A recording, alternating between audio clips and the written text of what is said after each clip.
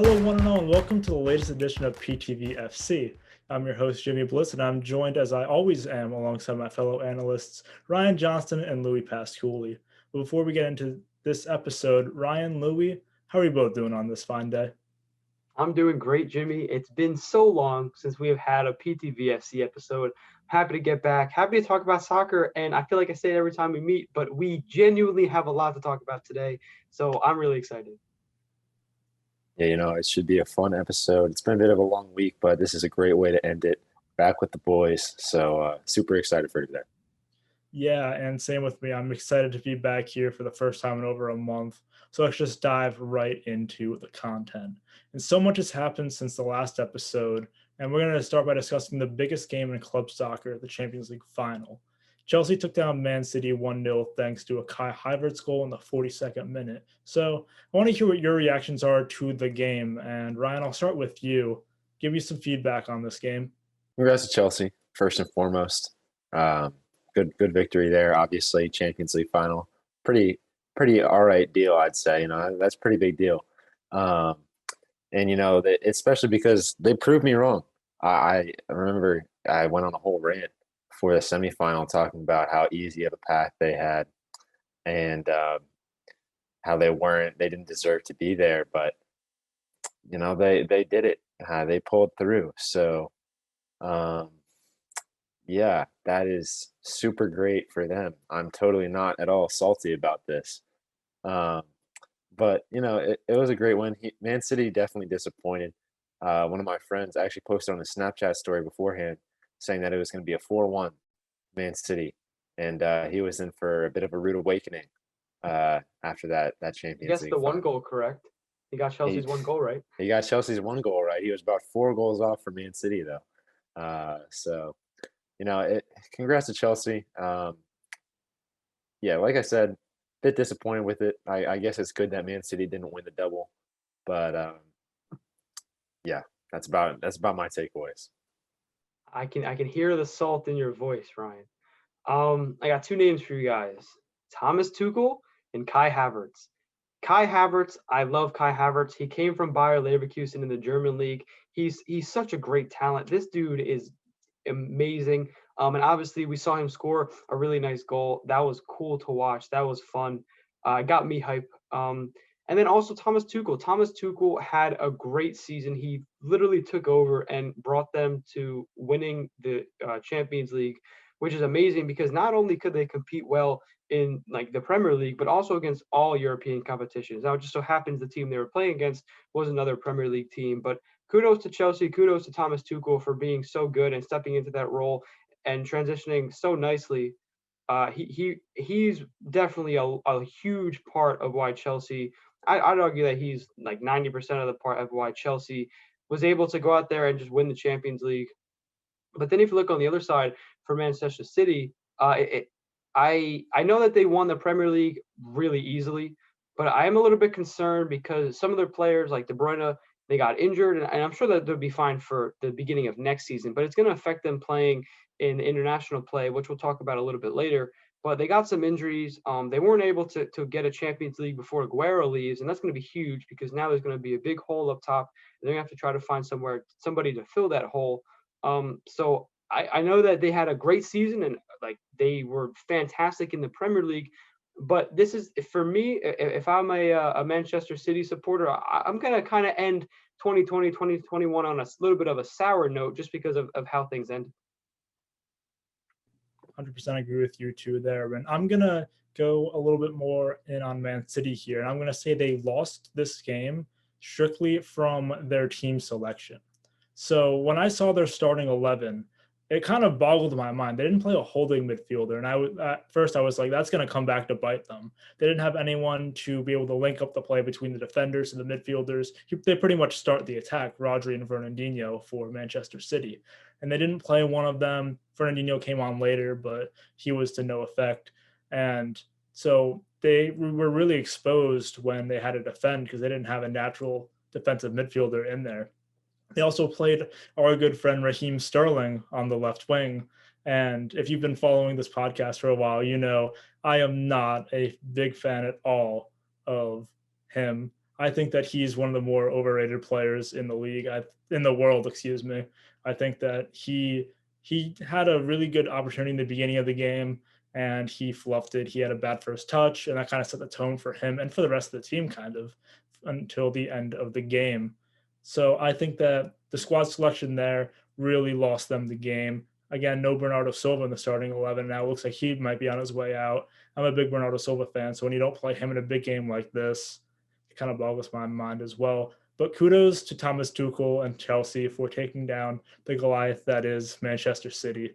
And that was actually the first thing that we talked about on the show was the appointment of Thomas Tuchel here with Chelsea.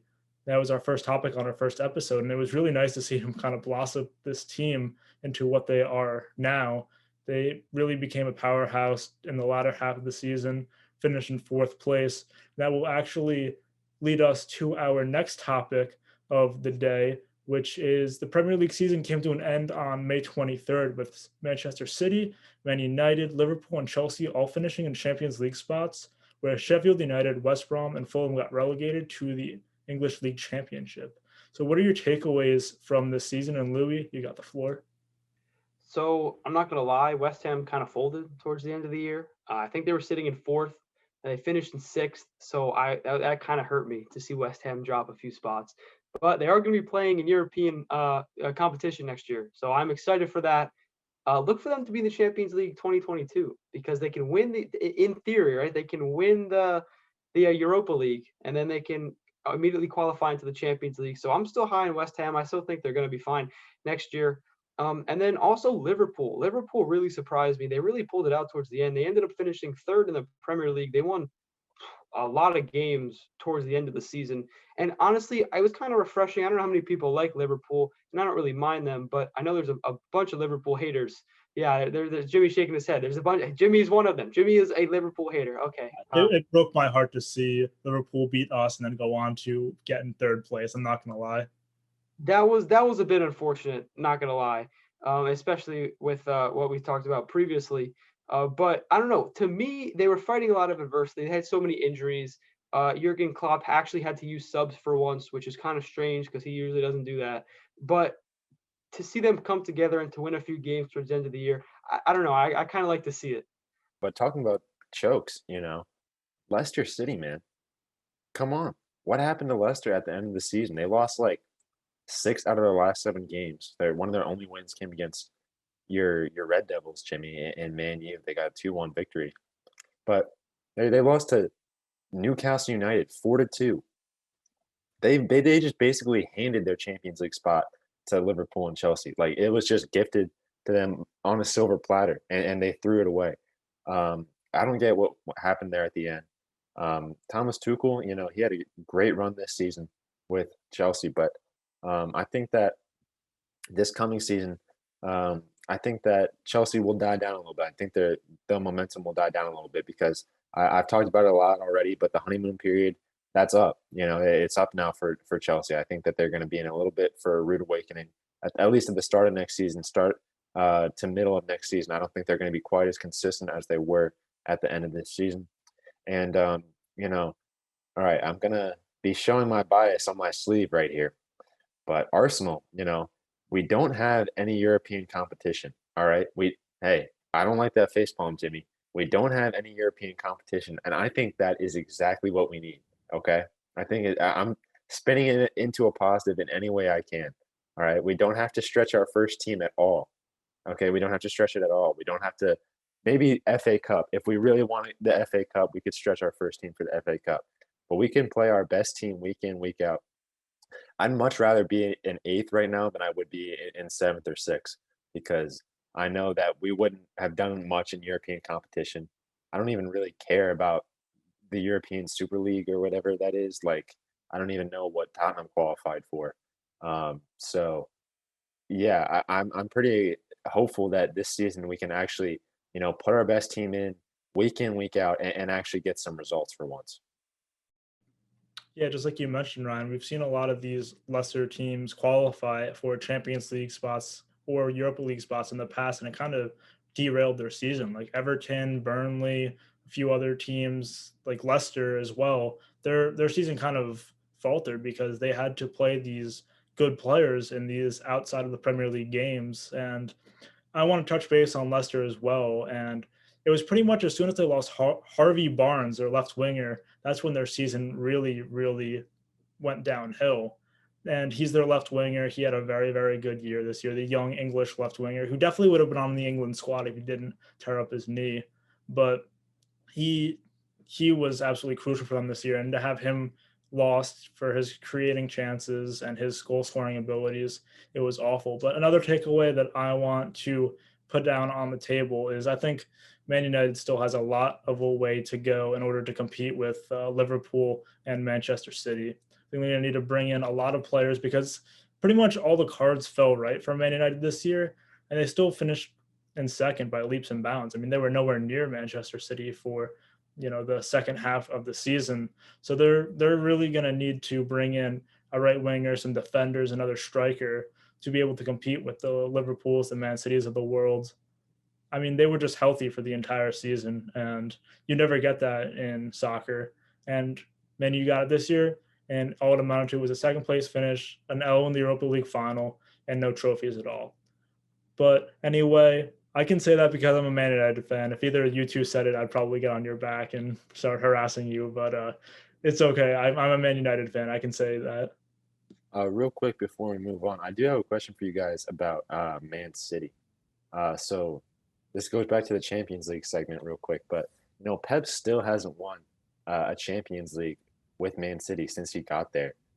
Does that kind of like spell trouble for them at this point? Because he got past PSG, got past an injured Bayern Munich squad. They didn't have the best player in the world in Robert Lewandowski, and I don't know. It just seems like this squad just can't really get it together when they're in Champions League play. Does this spell trouble for them? I think it does. I think that Manchester City, I mean, they're buying players left, right, and center. I mean, that they're going to spend $300 million this summer to try to bring in someone that's going to win them that Champions League. But you can't buy your way to victory, I feel like, in the world of soccer. You kind of need a good mix of homegrown players and players that have been there for a while that maybe you bought from elsewhere, but they know the culture, they know the city, they know the play style that they need to be in. But when Man City just throws a bunch of money at each player, like a Ruben Diaz, who I know he was really good this year, but you can't be bringing in players for like $70 million at the center back just constantly, with Ferran Torres, who was brought in for a huge wage as well.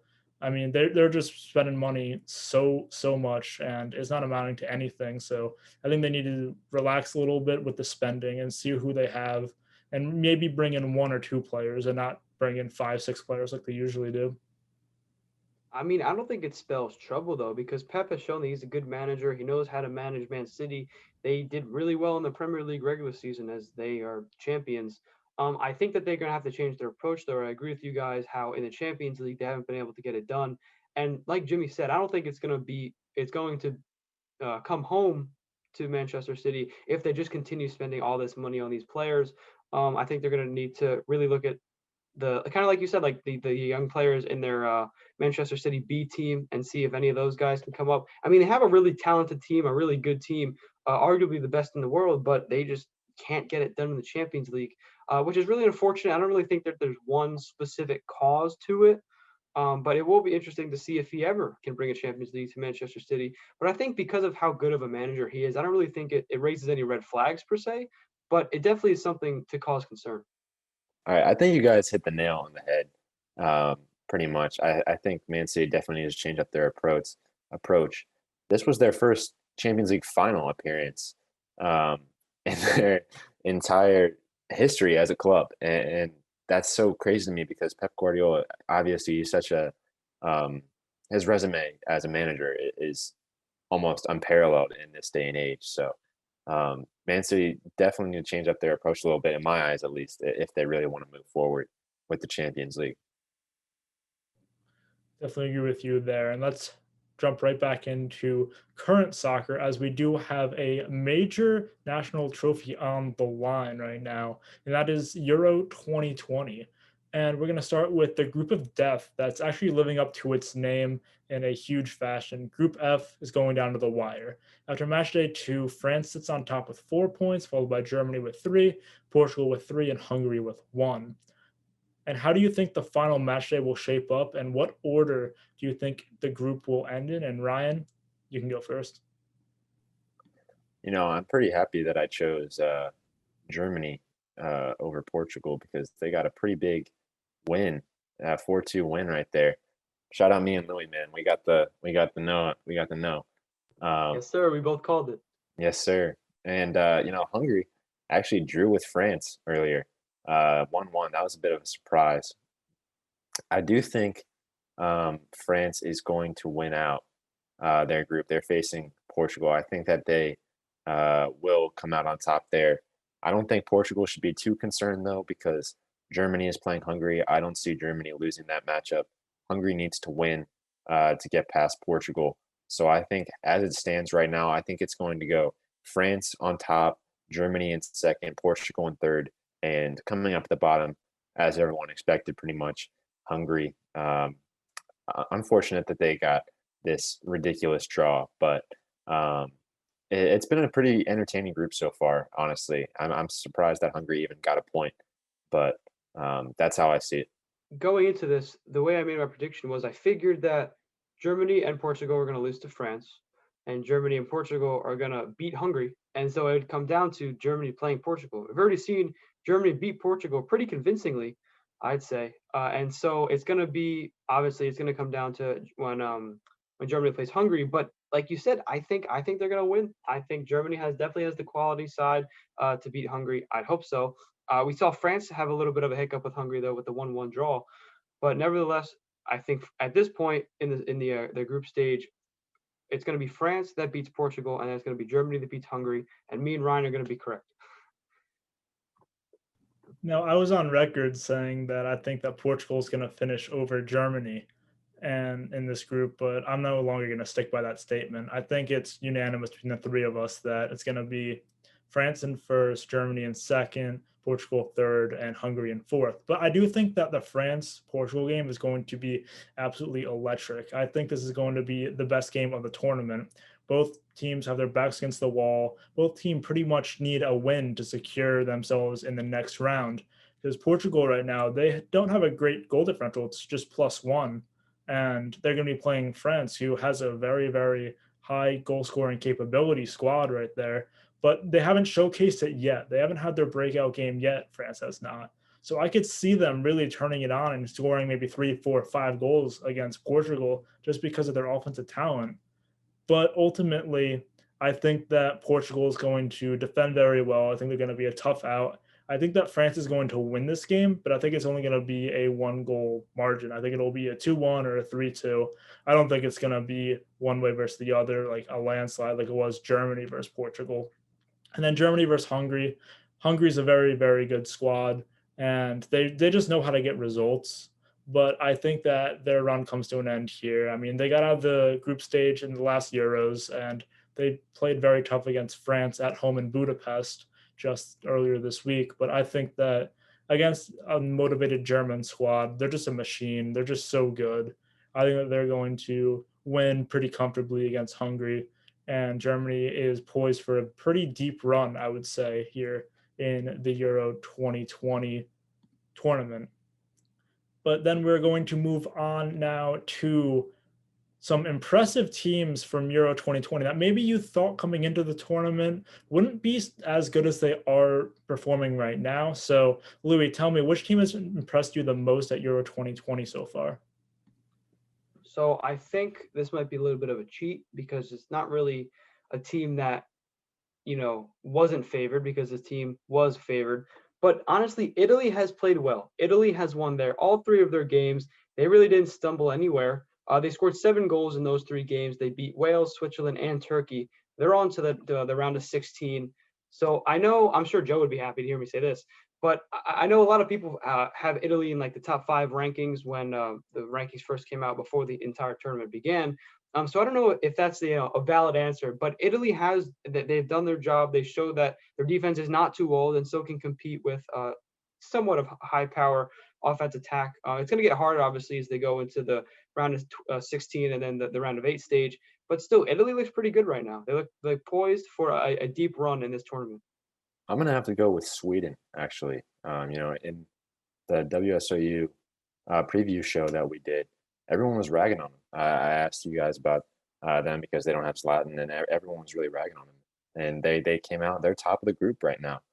They forced a draw with Spain, and Spain's a tough squad. They haven't been living up to their potential right now, which I'll touch on later too. But that they've really come out and defended super well. But Emil Forsberg getting that penalty kick to put them up 1-0 against Slovakia, and all they need now is a draw against Poland, and they should be through into the knockout stage without even having to go through anything else. I think they've been really impressive so far. I don't think they're going to go very deep in the tournament, just because I think they lack a little bit of offensive firepower. But it's been fun to watch them so far.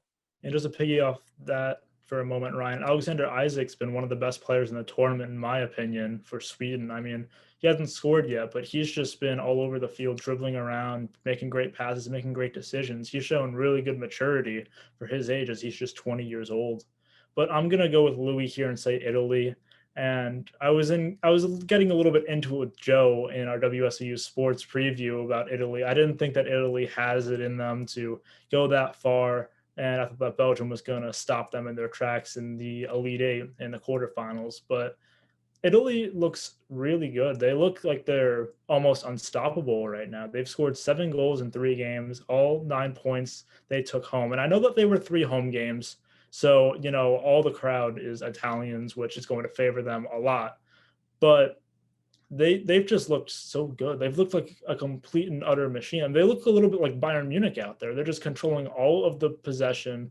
They are up tempo. Their press is really good. They have the wingers that create with Berardi and with his name's escaping me right now. Insigne. Insigne is doing really well. Locatelli in the midfield is just bossing the game, making those late runs from the midfield.